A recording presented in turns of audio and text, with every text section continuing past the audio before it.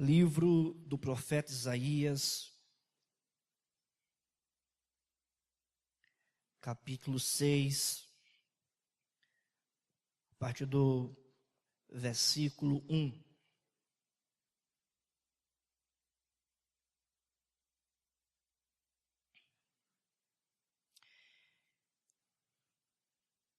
Vamos nos colocar de pé em reverência à palavra de Deus.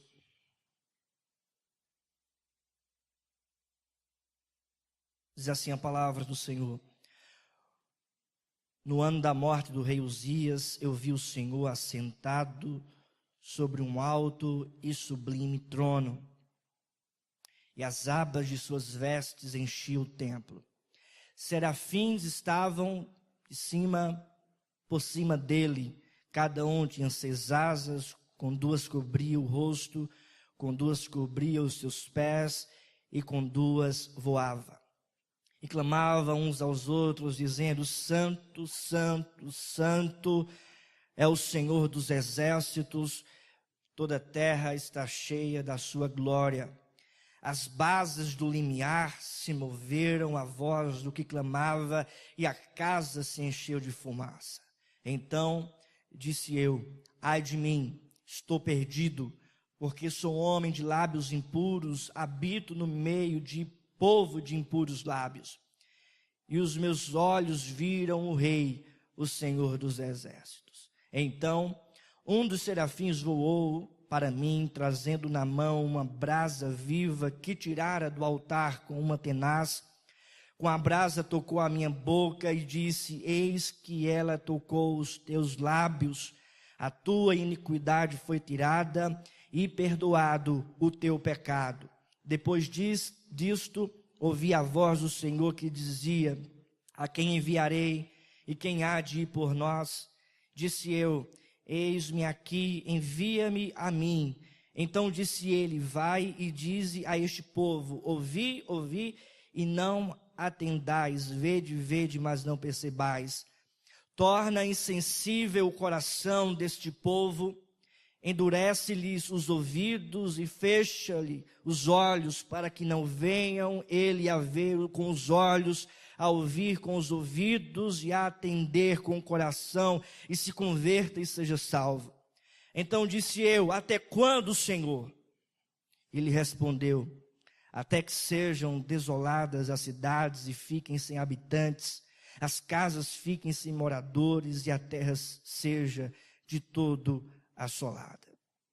E o Senhor afaste dela os homens, e no meio da terra seja grande o desamparo. Mas se ainda ficar a 10ª parte dela, tornará a ser destruída, como o terebinto e como o carvalho, dos quais depois de derribados ainda fica o toco. Assim a santa semente é o seu toco. Vamos orar. Senhor Deus, amado Pai, fala, Deus, ao nosso coração por meio da tua palavra.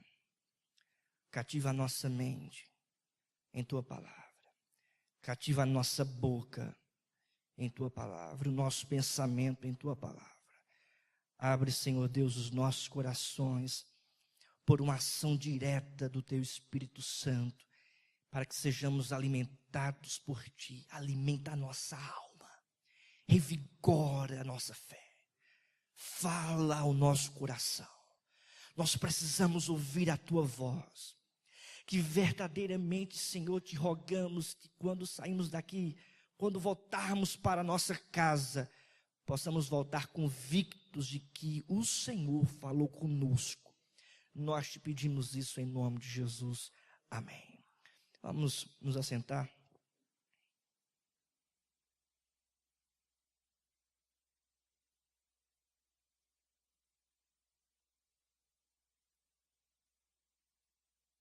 Se você perguntar o que é Deus, ou quem é Deus,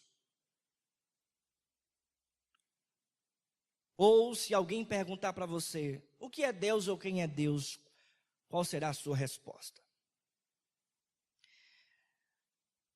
Não há classe alguma ou categoria que Deus se encaixe. Porque Deus, ele é único. Deus, ele é incomparável. É por isso que se torna impossível trazer definições sobre Deus. Porque Deus é absolutamente único. John Piper, pastor batista, certa vez chegou a dizer que Deus é definidor. Porque não podemos definir Deus, pelo contrário, é Ele quem define as pessoas e a sua criação. O problema é que muitas pessoas querem definir Deus colocando atributos a Deus que na verdade são marcas da própria vida. O problema da nossa geração é que muitos querem definir Deus tendo como base o padrão da sua própria vida, da sua própria personalidade, das suas próprias características. E tenta colocar esse padrão em Deus, tentando defini-lo. Mas quando as pessoas fazem isso, estão criando um falso Deus. Porque Deus é incomparável. Quando as pessoas, inferindo de suas imperfeições e colocando a Deus, tentando definir Deus, elas criam um falso Deus. Mas a pergunta é, então, o que eu posso falar de Deus ou sobre Deus para a igreja, para os irmãos? E a resposta é a seguinte: eu posso falar sobre Deus aquilo que Ele mesmo fala de si em sua palavra. O texto que lemos trata sobre isso. Há nesse texto uma revelação do profeta Isaías dizendo quem Deus é. O profeta Isaías não está aqui, meus irmãos, definindo Deus pelo seu padrão de vida. Não, pelo contrário, o profeta Isaías está aqui recebendo uma visão de Deus. É Deus se revelando para ele. E aí mostrando para ele quem é ele, quem é Deus. O profeta Isaías, meus irmãos, sem dúvida, foi um grande homem que impactou a sua geração. Foi um profeta extremamente usado por Deus. O profeta Isaías, autor desse livro, como lemos no capítulo 1, versículo 1, ele era um aristocrata de nascimento, um estudioso das línguas. Nós percebemos quando lemos o seu livro que o profeta Isaías era conhecedor dos assuntos internacionais que cercavam Judá. Nós percebemos que o profeta Isaías era um homem conhecido pela corte real de Judá. A sua família também era conhecida pela corte real de Judá. Foi um profeta que ministrou durante 40 anos em Israel, profetizando. Certamente ele impactou aquela geração. No entanto, foi uma geração que não deu ouvidos à voz do profeta. Aos olhos humanos, meus irmãos, o profeta Isaías teve um ministério fracassado porque o povo não deu ouvidos. Mas aos olhos de Deus, o ministério foi um sucesso porque ele foi fiel. O profeta Isaías sempre aponta para Cristo. Os estudiosos afirmam que ele é considerado como o profeta evangelista, porque em todo tempo ele está fazendo profecias em relação a Jesus Cristo, sobre a sua natureza, sobre a sua obra, sobre o seu sacrifício, sobre as suas promessas. Quando lemos esse texto, também não é diferente. Ele também apresenta Cristo. Interessante, meus irmãos, que o texto que nós lemos em particular revela, mostra um episódio muito importante para o profeta Isaías, que foi o seu chamado. Se você olhar para o título da sua Bíblia, se for a revista atualizada, você vai perceber que está a visão de Deus e o chamado de Isaías.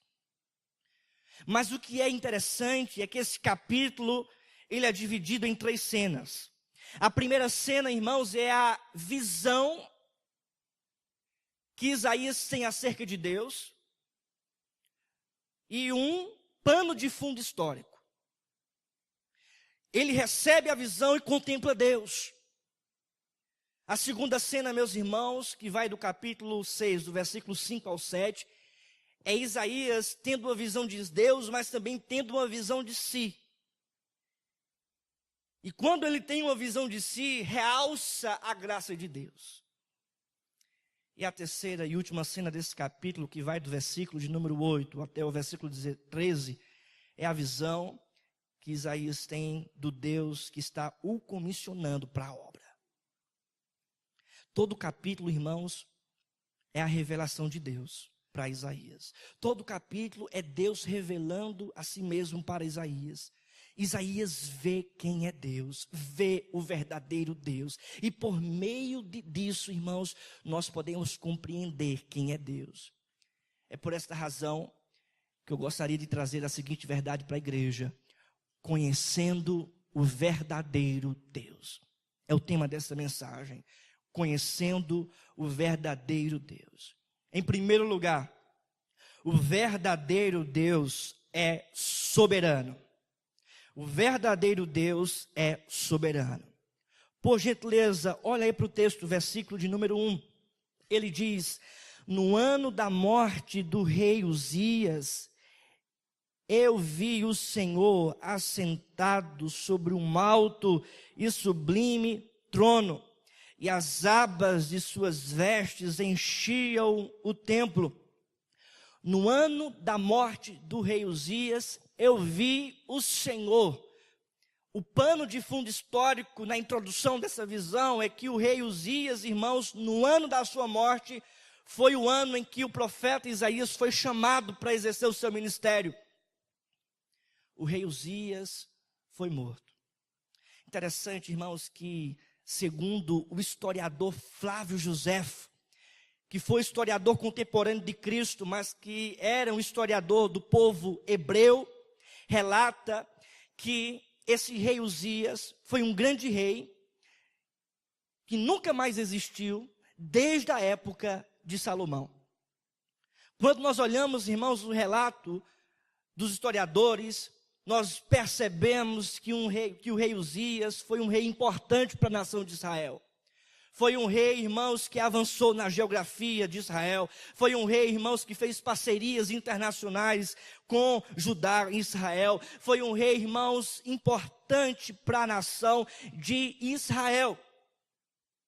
No entanto, no final da sua vida, ele ficou insensível ao pecado, foi disciplinado por Deus por meio de uma lepra e morreu. Por causa do seu pecado. Morreu. Um grande rei morreu. A nação ficou temerosa. A nação ficou com desespero.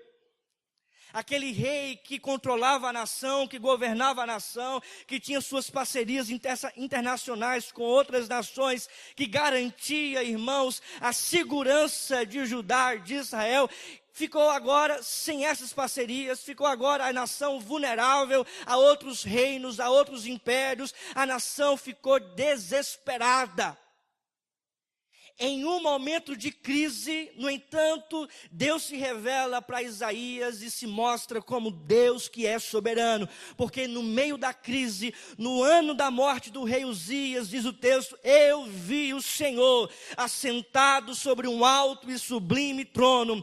O rei terreno poderia não estar mais lá. O rei terreno poderia até ter sido morto, mas o rei dos reis continuava reinando na corte celestial.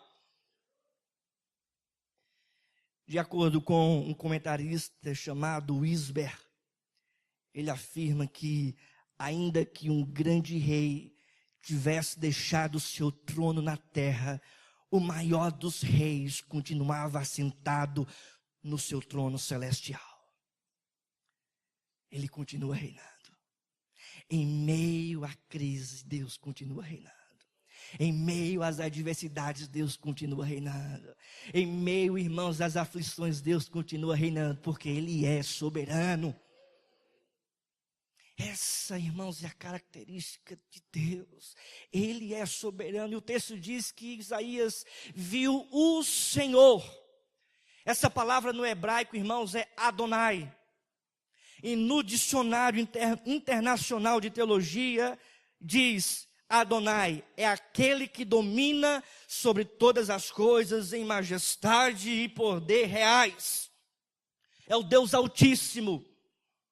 Mas o que é isso? O profeta Isaías diz: vi esse Senhor assentado sobre um alto e sublime trono, ou seja, Ele é soberano, Ele está nas alturas, Ele está sobre tudo, sobre todos, assentado em um alto e sublime trono, governando todas as coisas. Não existe nada maior que esse Deus que é soberano.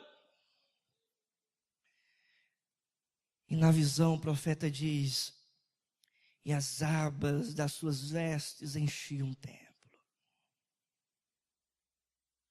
Tem uma versão de uma Bíblia chamada Bíblia Judaica Completa, que a tradução dela desse texto se aproxima mais do original, que diz: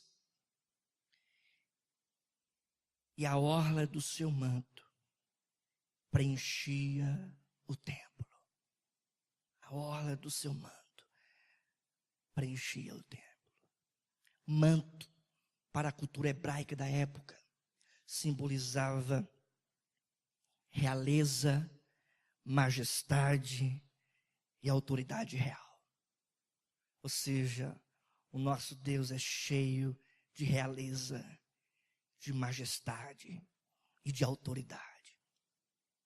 Em síntese, Isaías, irmãos, vê o Deus que é soberano. Ele está reinando, controlando, conduzindo a história. Ele é soberano.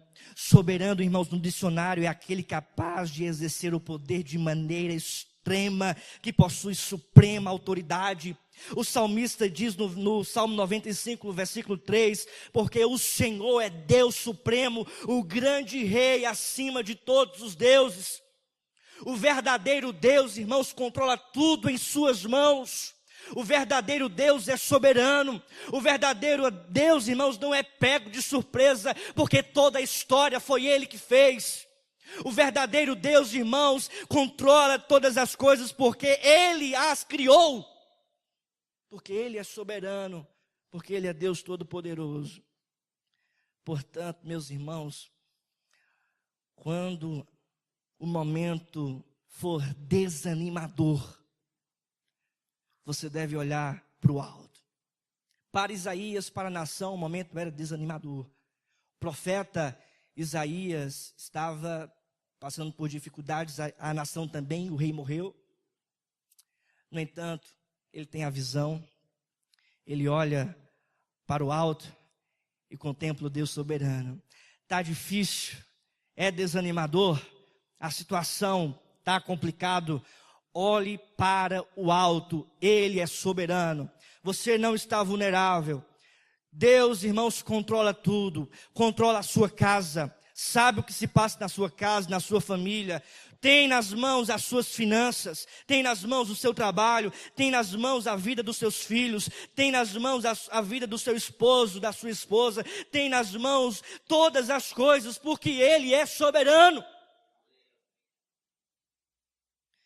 O príncipe dos pregadores, Charles Spurgeon, afirmou o seguinte sobre essa doutrina: nenhuma doutrina em toda a palavra de Deus tem excitado mais ódio da humanidade que a verdade absoluta que Deus, Ele é soberano. O teísmo aberto, por exemplo, não crê no Deus que é soberano.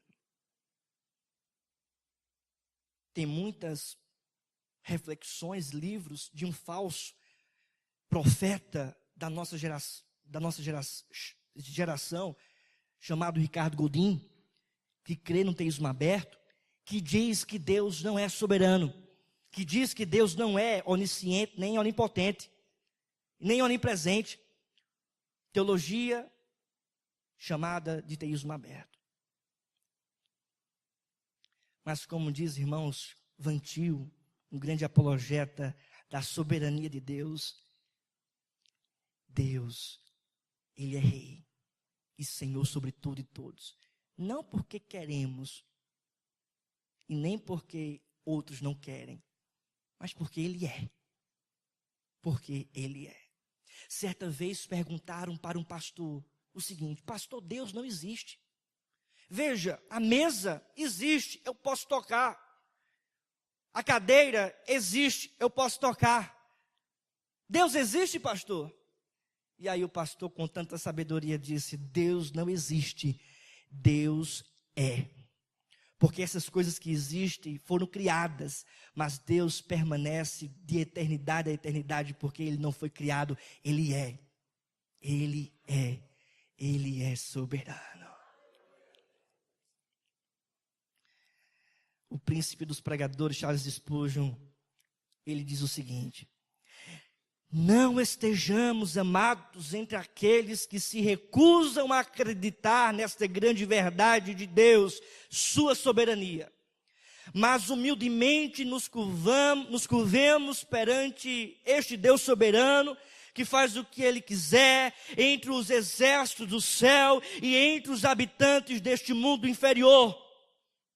Confie no Deus que é soberano, se entregue a esse Deus que é soberano, creia nesse Deus que é soberano. Em segundo lugar, Deus é soberano e o verdadeiro Deus é santo. Veja o que diz o texto, versículo 2. Eu gostaria que toda a igreja pudesse ler em uma só voz agora. Vamos lá? Serafins estavam por cima dele.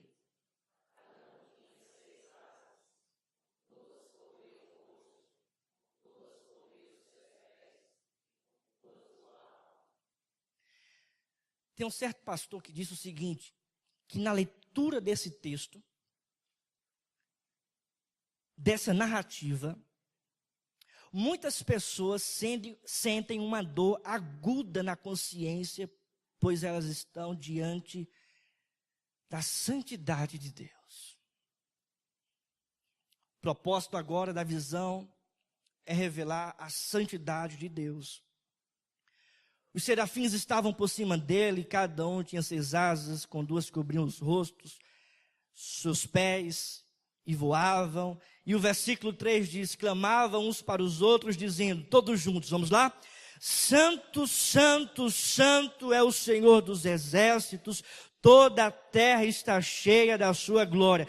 Santo, santo, santo é o Senhor dos exércitos. Isso aqui, irmãos, revelando a santidade de Deus. Deus é santo. Interessante que o texto sagrado apresenta serafins. Serafins, irmãos, no hebraico quer dizer ardentes ou abrasadores. Certamente o profeta Isaías teve a visão aqui de seres angelicais, cada ser deste com 6 asas.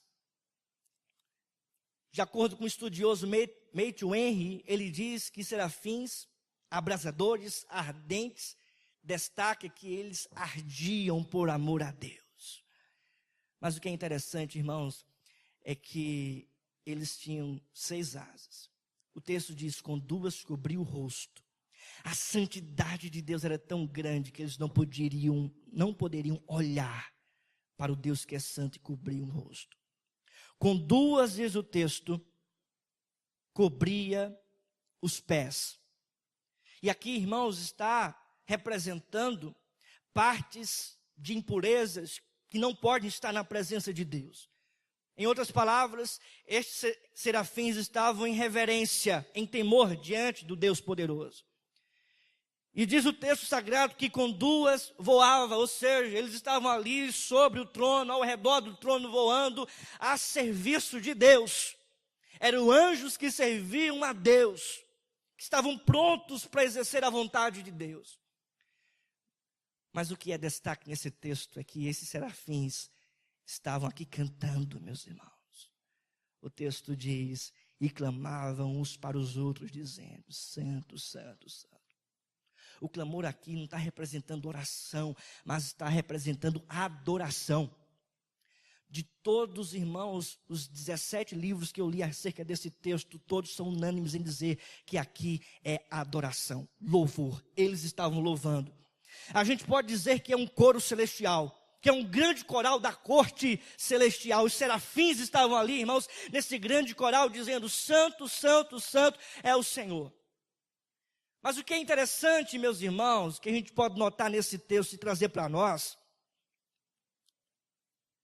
é que como é que foi cantado esta canção? Em primeiro lugar, essa canção foi cantada a Deus com zelo e fervor. O texto diz que eles clamavam ao Senhor. Em segundo lugar, essa canção, meus irmãos, foi cantada com unanimidade. O texto diz: clamavam uns para os outros. Havia uma harmonia. Em terceiro lugar, meus irmãos, essa canção foi cantada em concordância e alternadamente, pois o texto diz: uns para os outros, como grande coral. Mas qual é o conteúdo, irmãos, desta canção? É o mesmo conteúdo que está registrado em Apocalipse, capítulo 4, versículo 8, que diz: Santo, Santo, Santo é o Senhor Deus Todo-Poderoso. No entanto, no texto que lemos, irmãos, não relata Todo-Poderoso, mas relata Senhor dos Exércitos. Mas é a mesma coisa, é aquele que é poderoso, é aquele que tem domínio sobre tudo e sobre todos. Mas na verdade eles estão destacando a santidade de Deus, ou seja, Ele é santo, santo, santo, 3 vezes santo, santíssimo, infinitamente santo. O que isso revela para nós? 3 verdades. Em primeiro lugar, Deus é santo por natureza. Deus é santo por natureza. Meus irmãos, olhe para mim um instante. A palavra diz santo, separado. A palavra santidade, separação. Há uma distinção entre a santidade do homem e a santidade divina. O apóstolo Paulo diz, irmãos, em Efésios capítulo 1, versículo 4, que em Cristo Deus nos santificou. Nós somos santos em Cristo. Mas Deus, irmãos, é diferente. Ele é santo, irmãos, porque Ele é santo, incomparável.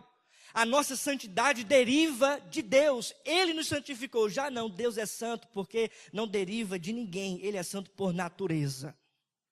Em segundo lugar, essa santidade apresenta também, irmãos, que Deus é perfeito em si mesmo. Ou seja, Ele é 3 vezes santo, santíssimo, porque Ele é perfeitamente bom.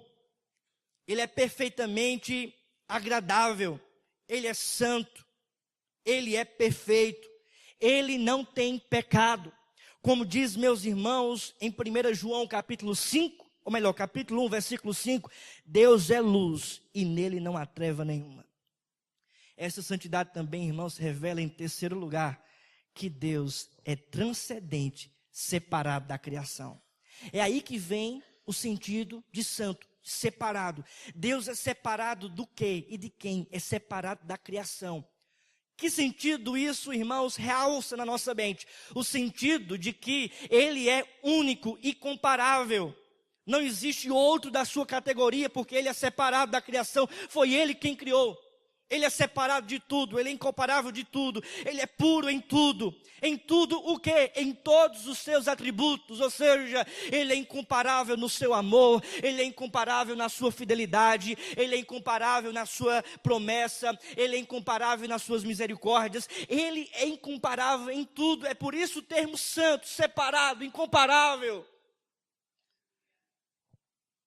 Deus é perfeito, incomparável, raro. Os serafins, irmãos, interessante que os serafins também são puros, não tem pecado. Mas eles louvam a Deus e clamam a Deus em sua santidade, não por causa da pureza de Deus, mas por causa da incomparabilidade de Deus, ou seja, por causa da sua separação. Ele é absoluto, incomparável em todos os seus atributos. É por isso que nós podemos confiar no seu amor. É por isso que nós podemos nos entregar em sua palavra. É por isso que nós podemos caminhar em suas promessas. Porque Ele é santo em sua promessa, santo em sua fidelidade, santo em sua palavra, santo em seu amor, incomparável em tudo.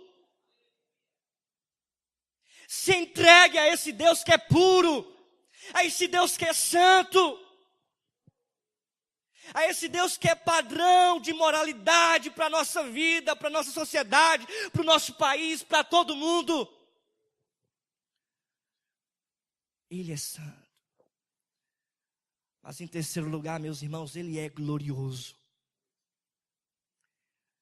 A canção diz o seguinte: Santo, santo, santo é o Senhor dos exércitos. Toda a terra está cheia da sua glória.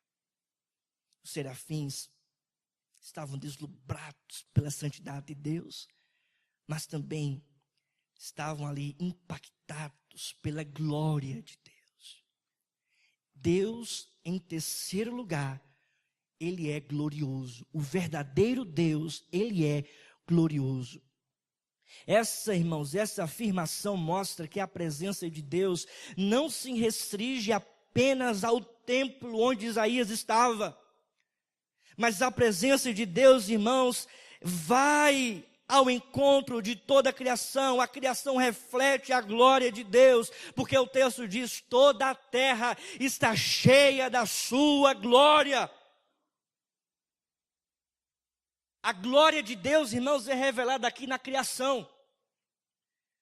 O Salmo de número 19, versículo 1 diz: os céus proclamam a glória de Deus, e o firmamento anuncia o quê? As obras das suas mãos. Ele é criador de tudo. É por isso que ele é glorioso. Meus irmãos, eu não me lembro do dia que eu fui para a praia, o primeiro dia. O primeiro dia que eu fui para a praia, eu não me lembro. Alguém se lembra do primeiro dia que foi à praia? O primeiro dia? Lembra? Foi uma festa, não foi?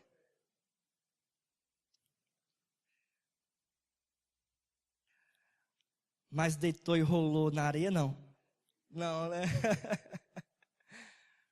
Eu não me lembro do primeiro dia que eu fui para a praia, mas eu já fui várias vezes e a praia, meus irmãos, é uma coisa maravilhosa.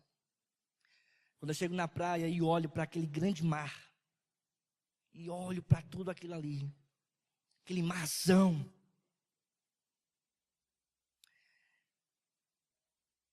a primeira coisa que vem na minha mente é a glória de Deus. Aquele marzão. Você tenta enxergar o que está por trás daquele grande oceano, mas teus olhos não vão até lá, porque não tem ótica que chegue. Mas você vê que há uma grandiosidade nesse mundo, e essa grandiosidade revela a glória de Deus, de tal forma que quando eu olho para o mar, eu digo: Senhor, Tu és soberano, glorioso, porque as obras do Senhor revelam isso. Não somente para o mar, mas toda a criação, irmãos, revela a glória de Deus. Para criar um relógio simples como este, alguém teve que fazer, colocar as peças direitinho e tal. Se eu pegar esse relógio e jogar no chão, você acha que esse relógio vai dar cria a outro relógio? Claro que não, porque uma explosão, nem um caos pode gerar ordem, muito menos em um relógio, quanto mais no grande universo. Ele é o Criador. E o universo, o mundo, essa natureza, essa criação revela a glória, irmãos, de suas mãos.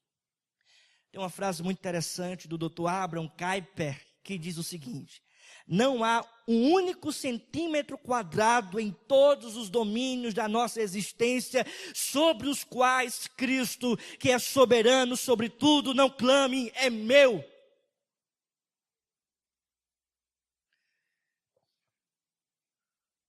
No entanto, meus irmãos, essa glória revela ainda mais o poder de Deus. De acordo com alguns estudiosos, a glória de Deus preenche toda a terra, está em toda a terra, porque a glória de Deus foi revelada para a terra de maneira visível, nos atos soberanos de Deus. Ou seja, toda a terra está cheia da glória de Deus, porque a criação, a terra, contempla os atos redentivos de Deus durante a história. Deus intervém no meio do povo com providência, e o povo e a terra contemplam a intervenção de Deus. Isso acontece durante toda a história. E quando o povo contempla a intervenção de Deus, o povo está contemplando a glória de Deus. Só para os irmãos terem uma ideia, Deus manifestou a sua glória por meio de Noé, livrando Noé e a sua família, intervindo na vida de Noé, o livrando do dilúvio. Deus, irmãos, revelou a sua glória através de Abraão, chamando Abraão e dando-lhe uma grande promessa. Deus revelou a sua glória por meio de José, quando foi para o Egito. E José, irmãos, preservou a promessa de Deus. Em outras palavras, estava ali Deus preservando a sua promessa por meio de José. E isso foi intervenção gloriosa de Deus. Deus revelou a sua glória, meus queridos irmãos, por meio de Moisés, quando levantou Moisés para libertar o seu povo do Egito. E por meio, irmãos, de braço forte, Deus interviu com glória no Egito, tirando o povo do Egito e o levando para a terra de Canaã. Deus manifestou a sua glória por meio de José, porque foi José, irmãos, que passou o Rio Jordão junto com o povo e estabeleceu o povo na terra de Canaã. Foi Deus que revelou a sua glória por meio de Davi. Deus revelou a sua glória por meio de Salomão. E Deus, irmãos, principalmente com poder, revelou a sua glória em Jesus Cristo. Um ato redentivo de Deus. Não era plenamente em Moisés, não era plenamente em Abraão, não era plenamente em Moisés, mas foi pleno em Jesus Cristo, porque por meio de Cristo vimos o ato redentivo que revela a glória de Deus. É isso que o evangelista João diz, irmãos, lá em 1 João, capítulo de número 1, João capítulo 1, versículo 14, que diz: e o verbo se fez carne e habitou entre nós, cheio de graça e de verdade, e vimos a glória como do unigênito do Pai. Amém? A nossa glória está em Cristo. Ele intervém na nossa vida, manifesta a sua glória dia após dia na nossa vida. Amém, meus irmãos?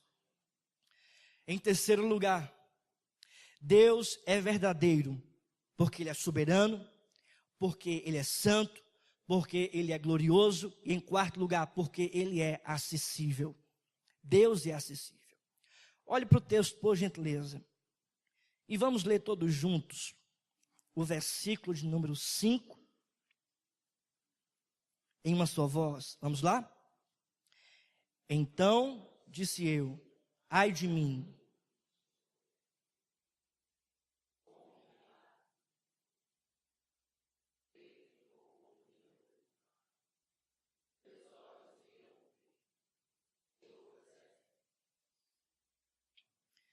veja que Isaías tem a visão de Deus, mas quando chega nessa segunda cena, no capítulo 1, 6, versículo 5, Isaías tem uma visão de si.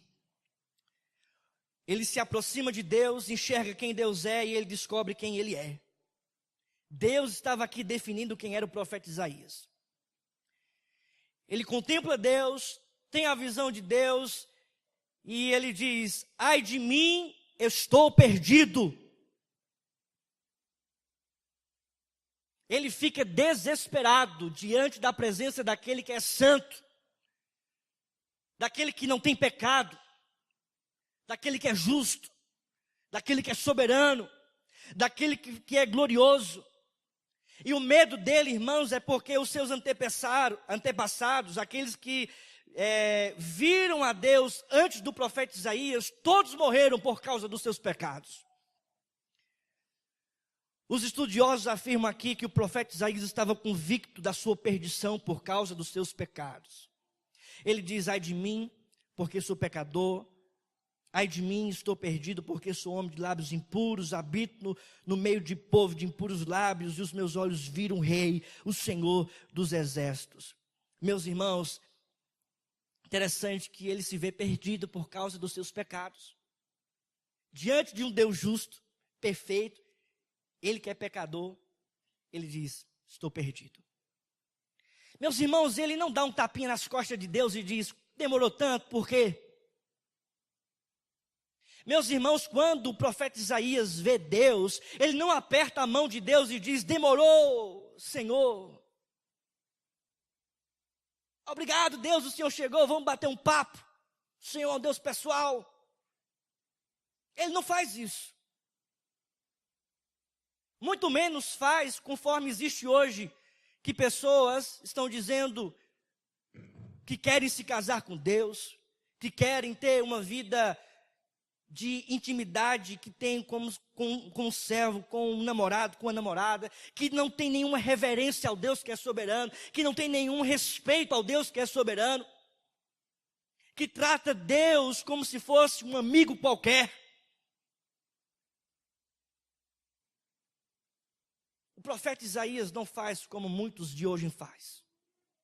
O profeta Isaías, irmãos, quem era ele? Ele era pecador? Era. Mas ele era um homem de Deus.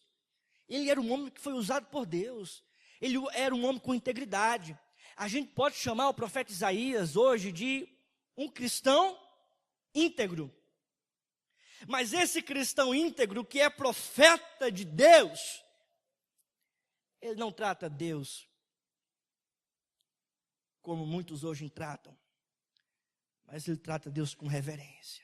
Ele diz, ai de mim, estou perdido. Porque os meus olhos viram o Senhor, o Deus o Deus soberano. O pecado condena. E ele estava condenado por causa dos seus pecados.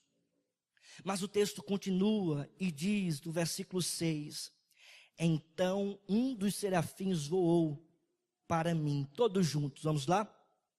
Trazendo na mão uma brasa viva que tirara do altar com uma tenaz. Então um dos serafins voou, trazendo para mim.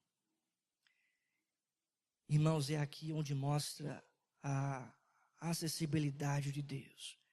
Porque ele se vê pecador, ele pensa que está perdido, mas ele vê agora a brasa. Essa brasa, meus irmãos, é símbolo da purificação de Isaías. João Calvino, reformador de Genebra, diz: não é possível separar sinais da verdade.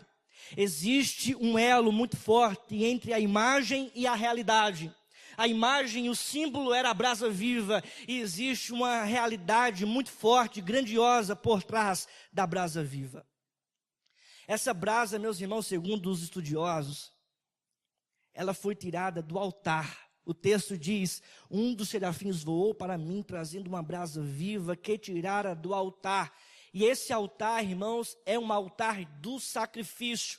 O altar onde o cordeiro era imolado, havia o derramamento do sangue do cordeiro, o cordeiro também era queimado, e toda essa cerimônia era para purificar o pecado do povo. A brasa viva foi tirada deste altar, do altar do sacrifício. Meus irmãos, essa brasa viva está apontando, simbolizando o ato redentor de Cristo. Porque Isaías não foi perdoado por causa da brasa, mas pelo que aquela brasa representava. Aquela brasa, o serafim pegou com a tenaz e tocou nos lábios do profeta Isaías. Aquela brasa, irmãos, talvez manchada com o sangue do cordeiro, queimada ali que estava, ela estava acesa, viva, porque o cordeiro foi também queimado. Essa brasa simbolizava o sacrifício de Cristo. O evangelista, aliás, João Batista disse acerca de Jesus: eis o Cordeiro de Deus que tira o pecado do mundo. O profeta Isaías vai dizer também, irmãos, que nós somos perdoados não pelo Cordeiro Pascual, mas pelo Cordeiro de Deus. Ou seja, Deus, irmãos, entregou Cristo Jesus como Cordeiro e foi colocado no altar do sacrifício de Deus. Ele derramou seu sangue por nós para nos purificar de toda injustiça e de todo pecado. O autor da carta aos Hebreus, no capítulo 9, versículo 13 e 15, diz: portanto, se o sangue de bodes e de touro e a cinza de uma novilha, aspergidos sobre os contaminados, os santificam, quanto mais a purificação da carne, muito mais o sangue de Cristo, que pelo Espírito Santo a si mesmo se ofereceu sem mácula a Deus, purificará a nossa consciência de obras mortas para servirmos ao Deus vivo. Por isso mesmo Ele é o mediador da nova aliança. Ou seja, ele estava perdido. O profeta Isaías não podia estar na presença de Deus por causa dos seus pecados, mas aí Deus toca os seus lábios, Deus pede para o serafim levar uma brasa viva e tocar os lábios do profeta, ou seja, o sangue de Jesus, o sacrifício de Jesus, o Cordeiro de Deus purificou, irmãos, a vida de Isaías, e ele se tornou, Cristo Jesus, o mediador entre Isaías e Deus. Em outras palavras, Deus, irmãos, Ele é acessível. Nós temos acesso a Deus através de Jesus Cristo. Nós somos pecadores, há impureza em nossas mãos, em nossos lábios, em nossa mente. Eu sou pecador, eu tenho transgredido a lei de Deus. Não existe um perfeito sequer na face da terra, mas em Cristo Jesus há misericórdia para nós. Em Cristo Jesus há graça para nós. Em Cristo Jesus há remissão de pecados. Em Cristo Jesus nós temos acesso ao trono da graça.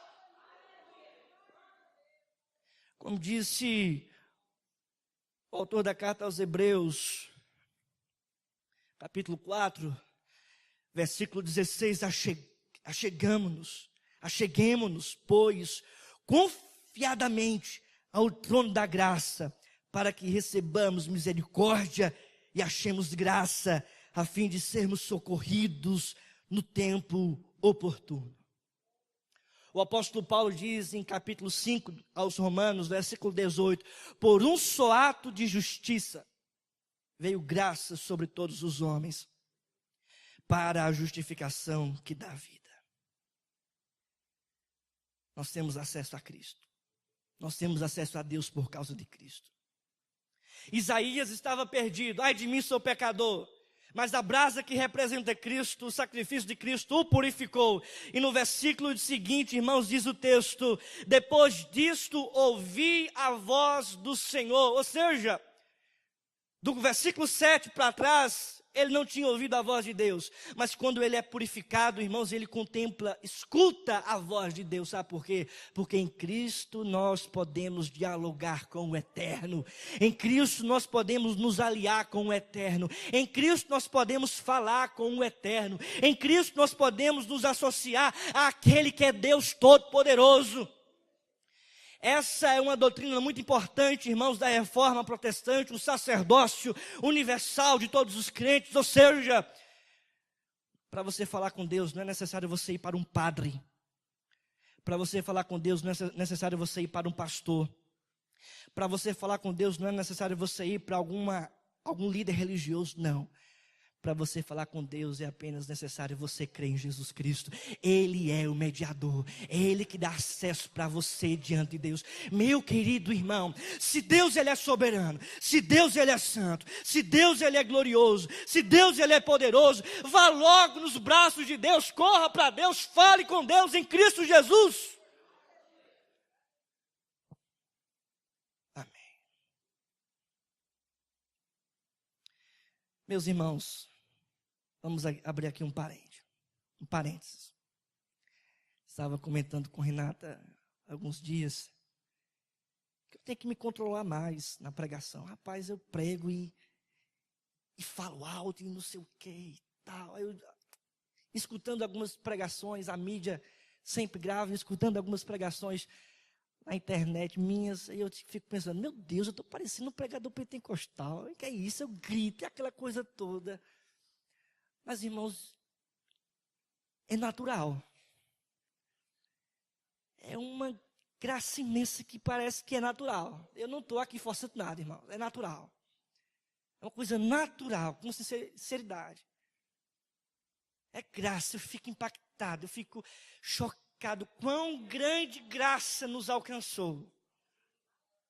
Eu digo para os irmãos, eu estava perdido. Eu sou um pecador. Eu estava condenado à morte eterna. Mas Jesus Cristo me salvou. E se essa verdade não for capaz de produzir em meu coração alegria, nenhuma outra verdade fará isso. É a verdade que toca a minha alma, que toca a sua alma, é Cristo Jesus, irmãos. Porque em Cristo, presbítero Carneiro, presbítero Jeremias, irmãos, igreja do Senhor, em Cristo, nós temos acesso a Deus. Aleluia. Irmãos, eu não sou um pregador pentecostal, eu sou um pregador calvinista, porque acredito na soberania de Deus. Mais que isso, eu sou um pregador bíblico. Tento me aproximar da Bíblia. Deus nos torna acessível à graça, a Ele mesmo. Mas em quinto e último lugar, para terminar,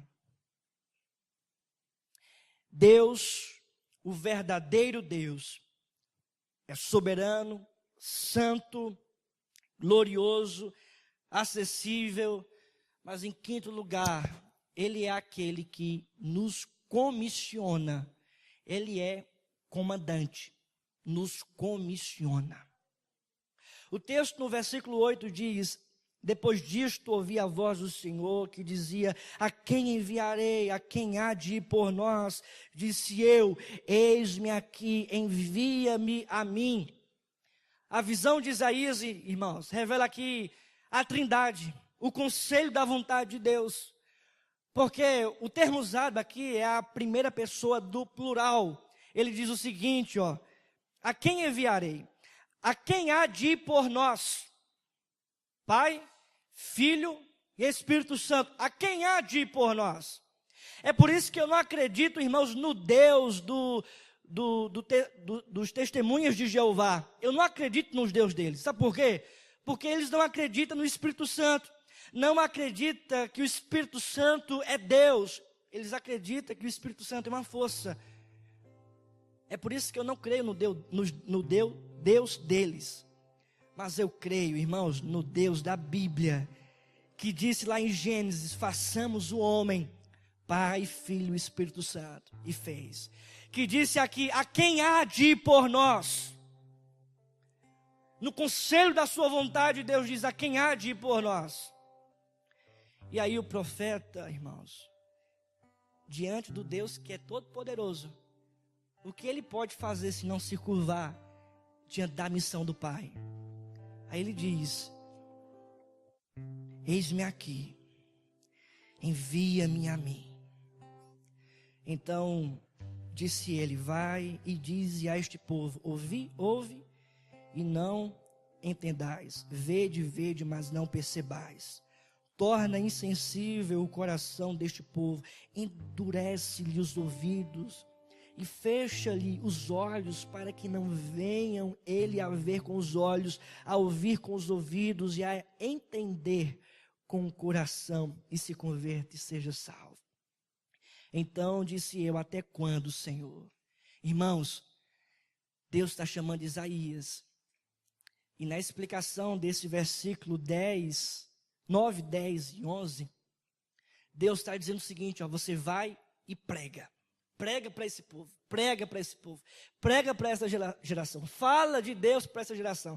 Mas sabe o que vai acontecer? Essa geração não vai dar ouvidos à tua voz. O texto sagrado diz que os ouvidos não vão ouvir, os olhos não vão enxergar, o coração deles não estarão acessível à mensagem. Ouvidos, olhos, coração, eles não crerão na mensagem do profeta. Aos olhos humanos, o ministério do profeta Isaías seria um fracasso, porque ninguém queria ouvi-lo. Será que a solução é mudar a estratégia? Será que a solução agora era o profeta Isaías deixar de pregar e fazer um evento gospel? Será que a solução era deixar o profeta Isaías de pregar e fazer um show? Será que a solução para atrair o povo daquela geração, da geração de Isaías, era deixar de pregar e fazer uma mensagem mais atrativa para o povo, mais atraente? Será que era melhor o profeta Isaías se vestir de palhaço no culto lá do templo de Jerusalém, para ver se o povo ia ser atraído por ele? Será que essa era a verdade? Será que essa era a solução? Não! O profeta Isaías deveria apenas ser fiel. O profeta Isaías deveria apenas, irmãos, apenas pregar com fidelidade, apenas pregar. Deus disse, eles não vão ouvir, mas continua pregando. Eles não vão ouvir, mas continua pregando, seja apenas fiel. E aí no versículo 11, Isaías diz, até quando, Senhor? Até quando eles não vão ouvir? Até quando isso? E Deus diz, até que sejam desoladas as cidades e fiquem sem habitantes, as casas fiquem sem moradas, e a terra seja de toda assolada, ou seja, até que venha o juízo. O juízo. E aconteceu o juízo, porque Nabucodonosor invadiu e destruiu a nação. Até que venha o juízo. Irmãos, nós estamos em uma sociedade que é totalmente contrária à palavra de Deus. Aí será que você deve agora mudar a mensagem? Mudar a forma, o método? Não, você deve continuar sendo fiel a Deus, continuar pregando com fidelidade a Deus, continuar sua missão com fidelidade a Deus. O mundo não vai ouvir, irmãos, pelo contrário, só vai piorar. A tendência é piorar. Os estudiosos reformados, e a Bíblia diz que haverá grande tribulação, até que sejam desoladas as cidades, fiquem sem habitantes, e as casas fiquem sem moradores, e a terra seja de toda assolada. E o Senhor afasta dela os homens no meio da terra, seja grande o desamparo. A tendência da história, irmãos, só vai piorar no sentido deste mundo. Mas o privilégio de nós é que nós não estamos neste mundo, nós estamos firmados na glória. Essa aqui vai passar, e quem está neste mundo passará também. Mas aqueles que estão firmes na graça e não trocam essa graça por uma outra mensagem, esses irmãos são peregrinos aqui, porque estão caminhando para a glória. E no versículo de número 13 diz, mas se ainda ficar a 10ª parte dela, tornará a ser destruída, como terebinto e como carvalho, dos quais, depois de derribados, ainda fica o toco. Assim, a santa semente é o seu toco. Irmãos, dificuldade, tribulação, adversidade, até ficar o toco, até ter nada, é o juízo de Deus. O mundo caminha para essa verdade de juízo. Mas nós, irmãos, caminhamos para a graça. E com fidelidade nós vamos permanecer neste mundo, porque somos peregrinos aqui, pois somos co-cidadão dos céus. Vamos nos colocar de pé, vamos orar.